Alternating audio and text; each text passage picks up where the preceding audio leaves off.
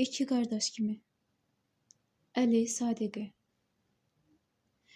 Şəhid Şahbazinin yas məclisində iştirak etmək üçün sərhəd şəhərlərindən birinə yollandıq. Oranın adət-ənənəsinə uyğun olaraq yas məclisi səhərdən günortaya qədər keçirilirdi. Günorta qonaqlara avtofalayan gətirdilər. Əllərini yuyandan sonra nahar yeməyi yeyəcəkdilər və bununla da məclis bitəcəkdi. İçəri girəndə gördüm ki, Cavad məclisin başında oturub, İbrahim də yanında. Mən də gedib İbrahimin yanında oturdum. İbrahimlə Cavad iki qardaş kimi çox səmimi dost idilər. Onların zarafatları da maraqlı idi. Məclisin sonunda şəhidin yaxınlarından ikisi su gətirdi. Onlar birinci Cavada yaxınlaşdılar. Cavad bu mərasim barədə bir şey bilmirdi. İbrahim onun qulağına nəsə pıçıldadı. Cavad təəccüblə ucadan soruşdu. Ciddi deyirsən? İbrahim astadan dedi. Yavaş. Sonra İbrahim üzünü mənə tutub çox ürəkdən, amma səssiz güldü. Mən dedim. Nə olub İbrahim? Ayıbdır, gülmə. Cavada dedim ki, aftafa ilə başını yumalısan. Bir neçə saniyədən sonra elə də oldu. Cavad əllərini yuyandan sonra başını suyun altına tutdu. Üz başından su axa-axa təəccüblə ətrafına baxırdı. Dedim, nə etdin Cavad? Bura hamamdır. Sonra çəfiyəmi verdim, başını qurladı. İbrahim, Cavad və Rıza Qudini bir neçə günlük kəşfiyyatdan qayıdırdılar. Sağ olduqlarını bilib çox sevindik və onları qarşılamaq üçün şəhid Əndərzqu qərargahının önünə toplaşdıq. Bir neçə dəqiqədən sonra maşınla gəldilər. İbrahimlə Rıza düşdü. Uşaqlar sevincək onlara yaxınlaşdılar. Görüşüb öpüşdülər. Uşaqların biri soruşdu. Ağa İbrahim, Cavad hardadır? Bir anlığa hamı sakit oldu. İbrahim bir qədər dayandı. Sonra kədərlə Cavad deyib maşının arxasına baxdı. Orada bir nəfər uzanmışdı. Üstünə adyal sərmişdilər. Bütün uşaqları sükut bürüdü. İbrahim yenə dilləndi. Cavad, Cavad.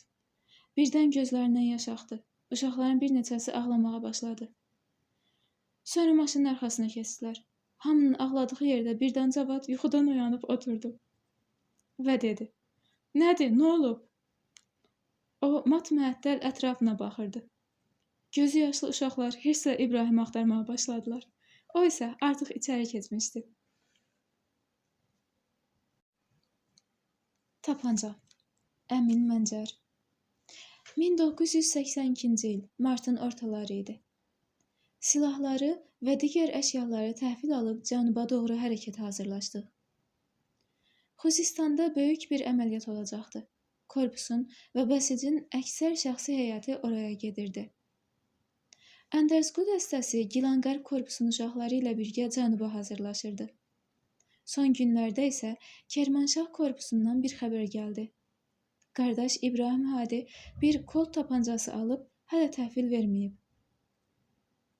İbrahim onda Colt tapancasının olmadığını söylədi, amma faydası olmadı. Dedim ki, İbrahim, bəlkə almısan, təhvil vermək yadından çıxıb. Biraz fikirləşib dedi. Yadıma gəlir ki, təhvil aldım, amma Məhəmmədə verdim ki, təhvil versin. Sonra soruşub öyrəndik ki, silah Məhəmməddə qalıb və hələ də təhvil verməyib. Özü də bir həftə öncə Tehrana qayıdıb. Tehrana gedib Məhəmmədin ünvanını soruşduq. Öyrəndik ki, oradan da gedib və İsfahan Yazd yolunda yerləşən Kuhpayə adlı kəndlərinə dönüb. Silahı təhvil vermək İbrahim üçün çox vacib idi. Buna görə dedi ki, gəl birlikdə Kuhpayəyə gedək. Axşam İsfahana yola düşdük, oradan da həmin kəndə getdik. Səhər tezdən kəndə çatdıq. Hava bir qədər soyuq idi. İbrahimə dedim. Yaxşı, indi hara getməliyik? Allah Taala'nın özü yol göstərəcək. Kəndin içində bir qədər fırlandıq. Yolda qoca bir qarı yad adam olduğumuzu bilib bizə baxırdı. İbrahim maşından enib ucadan dedi. Salam ana. Qadın gülər üzlə dedi. Salam canım, kimi axtarırsan? Nənə, Məhəmməd Kuhpayəni tanıyırsan? Hansı Məhəmməd? Cəbhədən təzə gəlib, təxminən 20 yaşı var. Qadın gülümsəyib dedi. Gəlin bura. Sonra evinə girdi. Maşını kənara çəkib biz də evə girdik. Qadın bizə rəngarəng səhər yeməyi hazırladı. Siz İslam əskərlərsiniz. Yeyin ki, güclü olasınız. Sonra əlavə etdi. Məhəmməd mənim nəvəmdir. Bizdə yaşayır. İndi isə şəhərə gedib. Axşama qədər də qayıtmayacaq. İbrahim dedi. Nənə, bağışlayın. Sizin bu nəvəniz elə bir iş tutub ki, cəbhədən buraya qədər gəlmişik. Qadın təəccüblə soruşdu. Məgər nə edib? Məndən tapanca alıb, təhvil verməyib, özü ilə gətirib. İndi də mənə deyirlər ki, o silahı tapıb təhvil verməlisən. Qadın ayağa qalxıb dedi. Bu oğlanın işlərinə bax. Ana, zəhmət çəkmə, biz əziyyət verməyəcəyik. Bura gəlin. İbrahimlə bir otağa getdik. Qadın dedi. Məhəmmədin əşyaları bu şkafdadır. Mən gördüm, bir neçə gün öncə bir şey gətirib buraya qoydu. İndi özünüz qıfılını açın. İbrahim dedi. Ana, icazəsiz kiminsə əşyalarını qurdalamaq yaxşı deyil. Bacarsaydım, özüm açardım. Sonra gedib bir vint açan gətirdi. Və mən şkafın kiçik qıfılını açdım. Qapı açılan kimi əşyaların üstündə ağ parçaya bükülmüş tapanca uzaqdan bilindi. Silahı götürüb çıxdıq. Sağollaşanda İbrahim soruşdu. Ana, bizə nə üçün inandın? İslam əskəri yalan danışmaz. Məgər siz bu nurani sima ilə yalan deyirsiniz? Tehrana yola düşdük. İsfahan yolunda gözüm ordunun bir artilleriya qarnizonuna sataşdı. Ağa İbrahim, yadındadır. Sərpol Səhabda ordu artilleriyasının bir komandiri vardı. Əməliyyatlarda bizə çox kömək elədi. Ağa Məddah deyirsən? Hə, İsfahan artilleriyasının komandiri olub. Bəlkə də indi buradadır. Onda gedək ziyarət edək. Qarnizonun önündə dayandıq. İbrahim maşından enib, nəzarət buraxılış məntəqəsindən soruşdu. Salam, ağa Məddah buradadır. Keşikçi İbrahimi başdan ayağa süzdü. Kürd şalvarı və uzun köynək geyinmiş sadə bir adam qarnizonun komandirini soruşurdu. Mən yaxınlaşıb dedim. Qardaş, biz ağa Məddahın dostlarıyıq. Cəbhədən gəlmişik. İmkan varsa onu görmək istəyirik. Keşikçi əlaqə saxlayıb bizim gəlişimizi xəbər verdi. Bir neçə dəqiqədən sonra komandir qərargahından qapıya 2 SUV avtomobili gəldi. Polkovnik leytenant Məddah bizi görən kimi birinci İbrahim olmaqla ikimizi də qucaqlayıb öpdü. Sonra israrla qərargaha dəvət etdi və iclas salonuna apardı. Təxminən 20 zabitlə iclas keçirilmiş. Ağa Məddah iclasın sədri idi. 2 stul yatizdirdi və biz zabitlərin yanında oturduq. Sonra söhbətə başladı. Dostlar, hamınız məni tanıyırsınız. Həm inqilabdan öncə 9 günlük müharibədə, həm də müharibənin ilk ilində cəsarət medalı almışam. Mənim artilleriya qrupumun çətin tapşırıqları gözəl şəkildə yerinə yetirdiyi hamıya məlumdur və bütün əməliyyatlarda uğurla çıxış ediblər. Mən ölkə daxilində və xaricdə çox ağır və mühüm hərbi təlimlər keçmişəm. Lakin mənim bütün öyrəndiklərimi sual altına aparan adamlar var. Sonra bir misal çəkdi. Dünya müharibələrinin qanunu deyir ki, hücum etdiyiniz yerdə 100 nəfər varsa, siz 300 nəfər olmalısınız. Silah sursatınız da onlardan çox olmalıdır. Komandiri bir qədər dayandı və sonra əlavə etdi. Bu ağa Hadi və onun dostları çox qəribə işlər görürlər.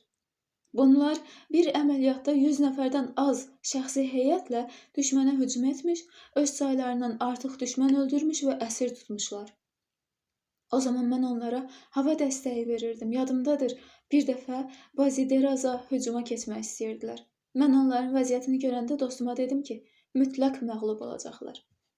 Lakin həmin əməliyyatda düşmən mövqelərini ələ keçirməkdən əlavə, öz saylarından da artıq düşmən qüvvələrini məhv etdilər. İclasdakı gənc zabitlərin biri dedi. Ağa Hadi, Əməliyyatlarınızın hansı formada baş tutduğunu açıqlayın, biz də öyrənək. İbrahim başını aşağı salıb oturmuşdu. Yox qardaş, biz bir iş görməmişik. Ağa Məddah çox təriflədi. Biz bir karə deyilik. Hamısı Allahın lütfu olub. Ağa Məddah dilləndi. Onun və dostlarının bizə öyrətdiyi budur ki, şəxsi həyatın və silah-sursatın sayı əsas deyil. Müharibədə birinci sözü deyən döyüşçülərin ruhiyyəsidir. Bunlar bir təkbirlə düşmənin canına elə qorxu salırdılar ki, 100 top və tankdan təsirli olurdu. Sonra əlavə etdi. Bunların fiziki baxımdan kiçik, amma qüvvə və cəsarətcə böyük olan bir dostları vardı. Adı Əsxər Vüsali idi. O, müharibənin ilk günlərində öz adamları ilə düşmənin qarşısını aldı və şəhadətə qovuşdu. Mən bəsic üzvü olan bu ixlaslı uşaqlardan bu Quran ayəsini öyrəndim. İçərinizdə 20 dözümlü kişi olsa 200 kafirə, 100 dözümlü kişi olsa 1000 kafirə qalib gələr. Ənfal 65. Bir qədər sonra iclas iştirakçılarından üzr istəyib Tehrana yola düşdük. Mən yolda baş verənlər haqda fikirləşirdim. İbrahim macəra dolu tapancasını korpusa təhvil verib Əndərsko dəstəsinin uşaqları ilə Xuzistana getdi. Təxminən 14 aylıq Gilan qərb dövrü bütün acı və şirin xatirələri ilə birgə sona çatdı. Bu dövrdə böyük qəhrəmanlıqlara şahid olduq. Bu müddət ərzində İraq ordusunun 3 hərbi briqadası kiçik bir partizan dəstəsinin hücumları qarşısında aciz qalmışdı.